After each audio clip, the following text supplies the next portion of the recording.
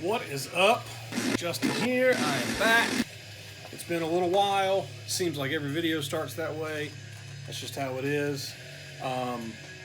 Back with a new stuff video. I've collected a handful of things over the past few weeks, so we're going to get right into them. We are listening to Disciples of Mockery, Prelude to Apocalypse. I have talked about this album several times. It's basically the Onward to Golgotha or Mortal Throne and Nazarene lineup of Incantation, minus John McEntee.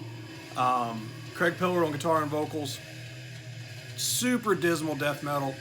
Kind of a precursor to Disma years ago. Just real fucking dreary and desolate sounding death metal. And compared to like Mortal Throne and those early Incantation records with Craig Pillard's vocals, they're real deep in this, but you can understand every word he says. It's a lot different. But just an amazing fucking record.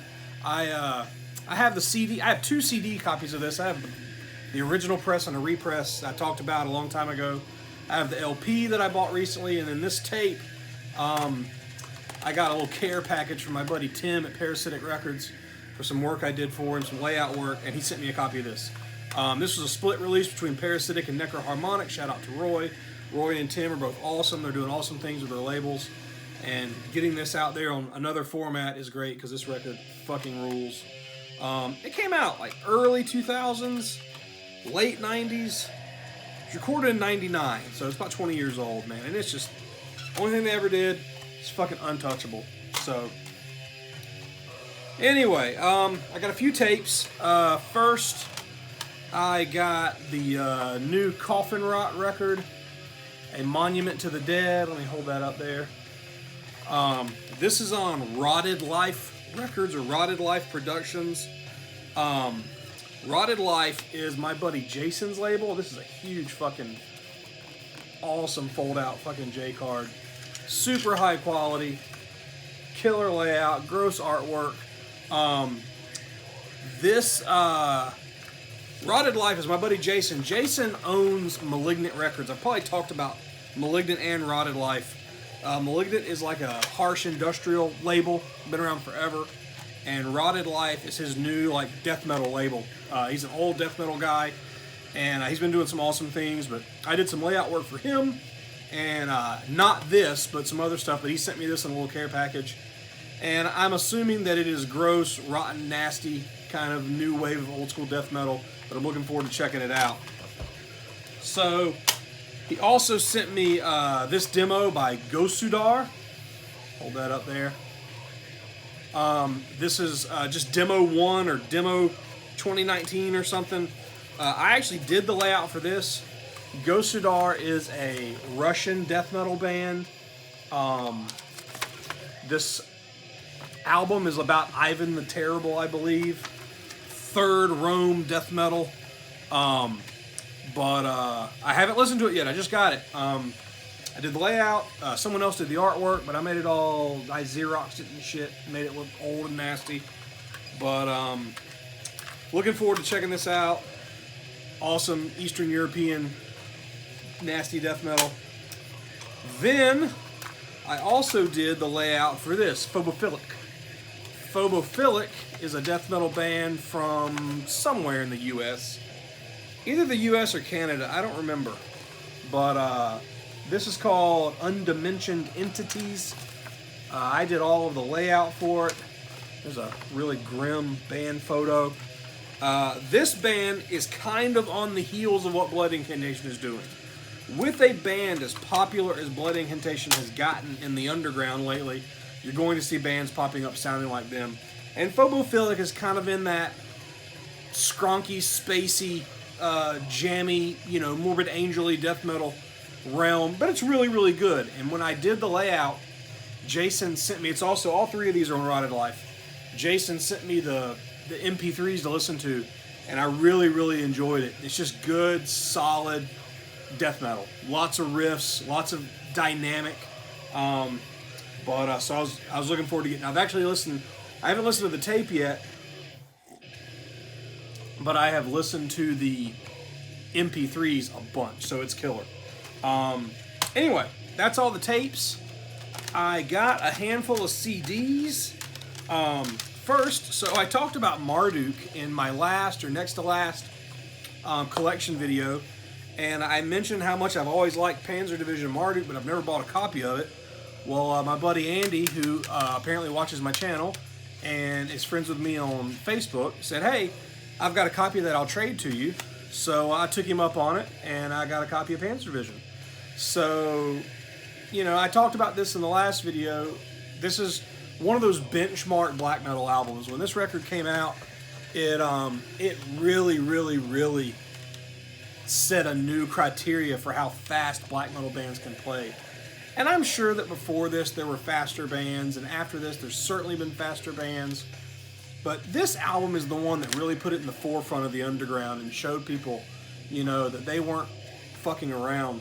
But it's just this fast, disgusting, vile, nasty, war-themed fucking black metal record, and it's awesome. And when I got it the other day, I listened to it over and over. It's only like, not even half an hour long, but I've already listened to it a bunch, man. I fucking love this album. I'm glad to have it. So, in Andy's trade list, he also had the Sabotage record. Sabotage is one of those bands that I've seen the name around for fucking ever, and I've never checked them out. So this is Hall of the Mountain King. It's their first or second record, I don't remember. And they play kind of a proggy, kind of power metal, kind of hard rock metal sound. It sounds about just like I thought it would, having never heard it, but knowing the history of the band, and just knowing, reading about them. And it's good. It's a little dense. It's a little lifeless in places to me. And I've only listened to it all the way through one time. I need to give it a few more shots. There's definitely some parts that I was digging, some riffy moments. But it's one of those records, like one of those late, late at night, MTV at 2 in the morning, Headbangers Ball in the, in 1989 type albums. But it's a classic, and I'm glad to own it. I'm gonna listen to it every so often. So, then I got some records. So in the pack that Tim sent me, I got Disgorge, Forensic. I talked about this a bunch when I did. I got the tapes recently. I've talked about this record in my CD collection stuff. That is fucking gross. I did the layout for this. Forensic, like I've said, it's one of my favorite brutal death metal records. It's this really, really super grindy, old, fucking nasty Mexican death metal record. I've loved this band for years and years and years, and when I had the chance to do the layout for this reissue, I jumped on it. And I really put a lot of effort into this design and layout, all this artwork. So, I've talked about this one a bunch. If you watch my videos, you've heard me talk about it. I love this album. I'm stoked to have it on LP. I have it on every format now. But if you like gory, grindy, nasty, Mexican fucking third world death metal, Disgorge is for you. So then, a couple weeks ago, I spent a few days in Chicago. And I had to go up there for work. I had to go to a convention. And so I spent my days at the work convention, but I had some free time, and my hotel was downtown, about a mile or so, not even a mile, a little less than a mile from the downtown Reckless Records. So I hopped in an Uber, went over there, and Ben talked about Reckless in his brand new video I was watching yesterday, about how they've kind of slimmed down their metal sections, and that was definitely the case. At this one. I've been to another Reckless on the north side about 10 years ago, and I remember there being a lot more to choose from. It was a big store, but this one's real small, and they had a small LP metal section, 3 or 4 shelves, and then a tiny CD section. But so I flipped through the stuff, and the only thing I found was this Emperor 12-inch, the Reverence 12-inch. Of course, this is a reissue. It came out this year. It's a single. It's a 12-inch single. It's got a remix of Lost and Curse of Reverence, and then Inlogging Spirit, Opus A Satana. You know, songs from anthems. Black vinyl. But one of those things, it was cheap, wasn't expensive. I love Emperor. Cool to have this little piece of history, complete my, you know, further towards completing my Emperor collection. I've got several things to go. But I fucking love Emperor, especially this era. Everything up to anthems. So it's cool to have that. Then, I was flipping through the experimental section, and I came across this Vatican Shadow LP. So, Vatican Shadow, Washington buries Al-Qaeda leader at sea. Vatican Shadow is a dark... Check out that fucking gatefold there, the Twin Towers. Vatican Shadow is this, like, terrorism, politically themed, dark electronica techno thing. It's not metal at all, so skip ahead if you want to talk about, if you want to hear about metal. Dominic Furnow is the guy behind Vatican Shadow. He's also behind Hospital Productions that releases a bunch of stuff like this, and the harsh power, industrial power electronics thing, Prurient, which is like a classic name in that scene.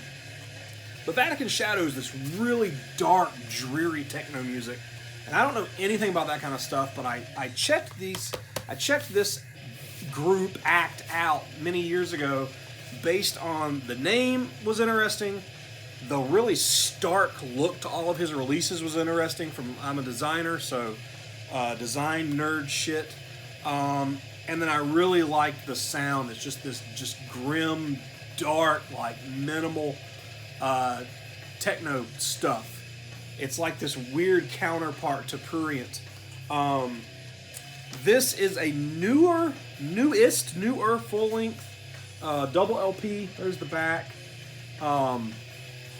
So all of his stuff, like I said, is themed around like the war in the Middle East and politics and black ops, and it's all instrumental, but it's all of the artwork kind of revolves around that theme of terrorism. But I saw this, I jumped on it. I haven't listened to it yet. I've got several Vatican Shadow records, so I'm looking forward to this. Now, a few weeks ago, me and Mike Seatown went to see Vatican Shadow here in Atlanta, and let me tell you, as much as I like listening to it, and it's perfect for like late nights, you turn all the lights off, throw that on, as much as I like listening to it, watching that shit live was not for me. It was full of like the most hipster people I can fucking imagine. I mean, just people that look like they got dressed at the Salvation Army and androgynous and just fucking weird, and like dancing and just feeling it. And that shit was not for me. I stood there like a fucking just not on a log, you know, watching these people and watching Dominic just stand there and fucking turn knobs and fucking, you know, pound his fist like Night at the Roxbury. I wasn't into it. I love the sound and I love the atmosphere of it, but I could not watch it live. And see, I've seen Prurient before, and that shit is just harsh.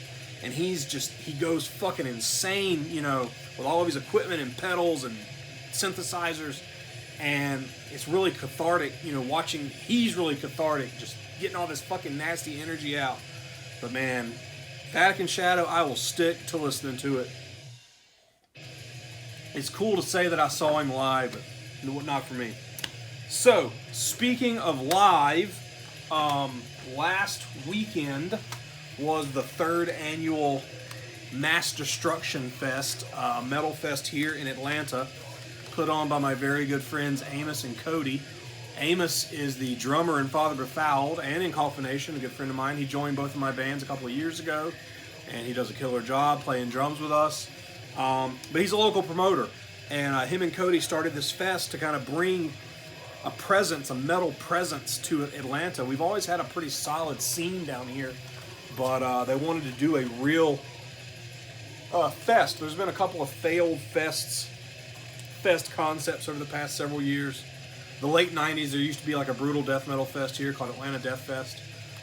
Anyway, they started Mass Destruction. This was the third one. And a bunch of bands played. Demolition Hammer came down from New York and just fucking decimated everybody. Psy came over from Japan, their first American show in 12 years. And it was interesting. I'm not a Psy fan. That shit's a little fucking obtuse for me. But it was interesting, at least. Nunslaughter played. It was rad to see Nunslaughter. Terrorizer played. Nile headlined the first night. I hadn't seen Nile in a long time. But most importantly, Imprecation played. And Imprecation are old friends of mine. I picked up their new one, Damnatio Ad Bestias. I was talking to him after their set, and David, the singer, gave me the CD. He's like, here, man, you can take one. And I said, well, I want the LP too, so I bought the LP. Imprecation is a death metal band from Texas, if you're unaware. They've been around for 25 years, various incarnations. They got a couple of long-term members.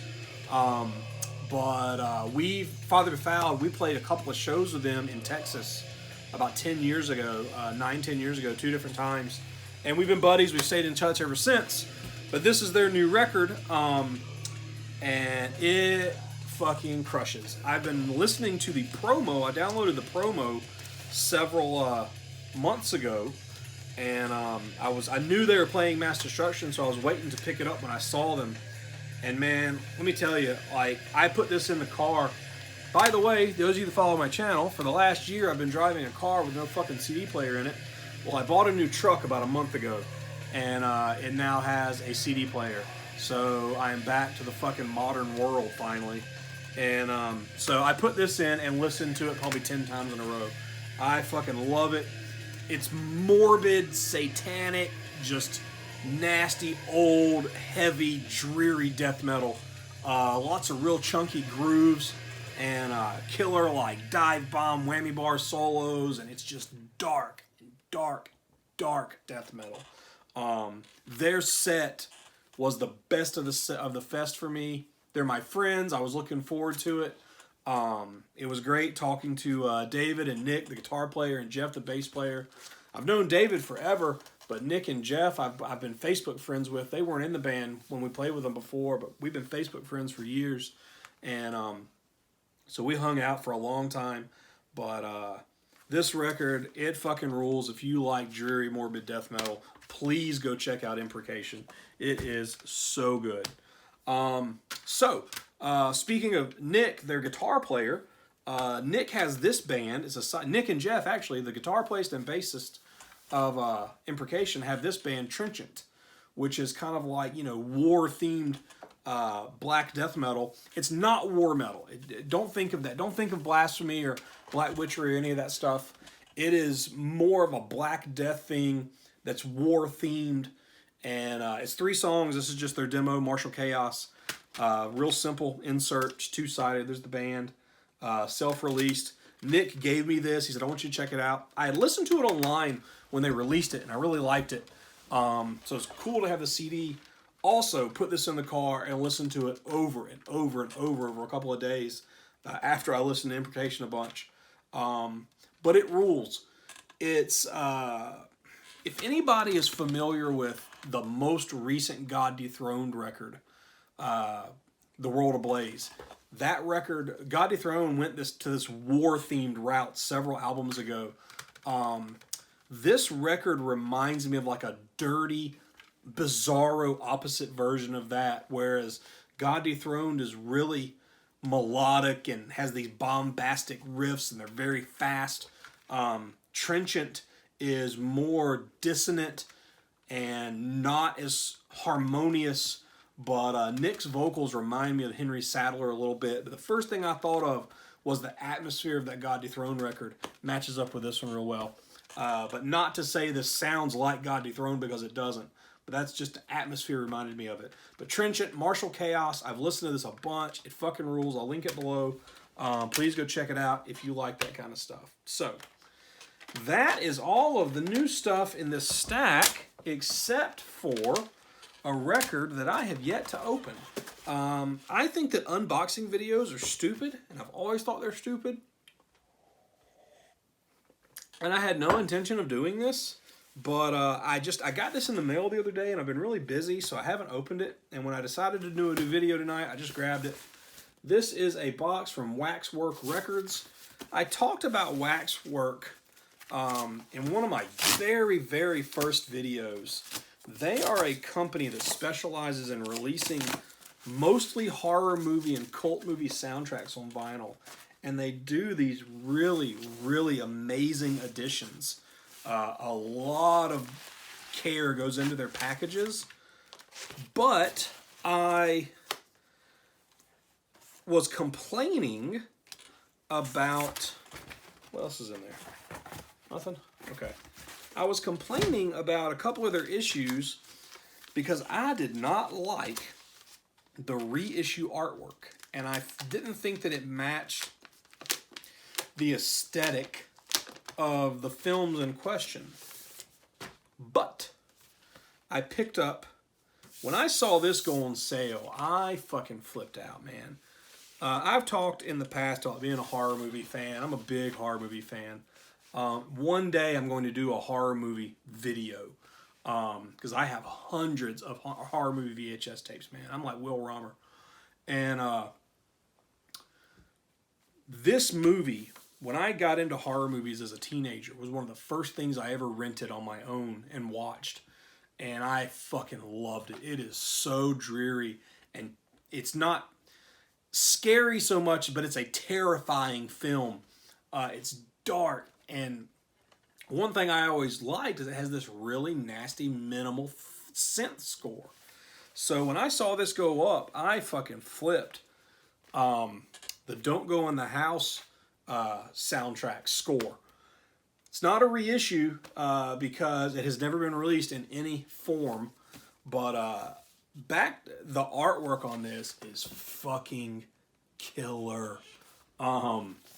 Waxwork definitely redeemed themselves in my eyes with this artwork, but this shit is fucking so goddamn good. Oh man, look at that. That's fucking woohoo.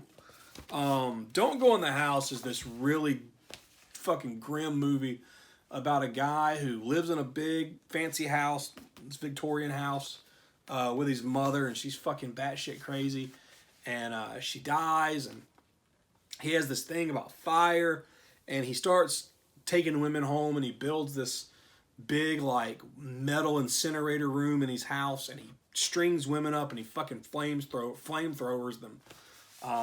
But it's fucking grim. I love it so much.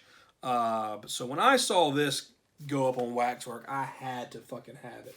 And this package is just fucking phenomenal. This oil paint fucking, legit artwork is just so good. And they kept the original type style. Like this Threshold into Terror is the original font off of the VHS. And the original title treatment. Man, it fucking rules. It's in a heavy Stoughton printing jacket. It's on marbled gray vinyl, smoky vinyl. Cannot wait to fucking listen to this. I wish it came out last month. I could have listened to it during the Halloween era, the Halloween mood. But I don't think there's a poster or anything, no. So, double LP. Very, very, obscure movie and soundtrack here, man. I am so stoked to have this. So, hats off to Waxwork for this one, man. This is fucking incredible. So, that's it. I'll be back soon with another collection video, getting into the finishing out the M's, and we'll keep doing these. I hope you've enjoyed watching them. I'm sorry that they're so sparse. I'll try my best to keep doing them, as often as I can. But let's talk about this stuff. Let's talk about metal, what you've been listening to, what's good, what's going on. I've been writing Father Befouled stuff. We're writing for a split that's going to come out next year. Me and Amos are set to sit down and record on December the 10th. So I'm looking forward to that and getting that out. And then we're going to do some rehearsing next year. We've got some stuff we're trying to set up that we want to do some shows. And I've been writing some, feeling out some riffs, putting some riffs together for what will eventually become our next full length, maybe end of next year or 2021. So we'll see. But thank you guys for supporting me. Support the channel. Comment, like, subscribe, and I'll talk to you later.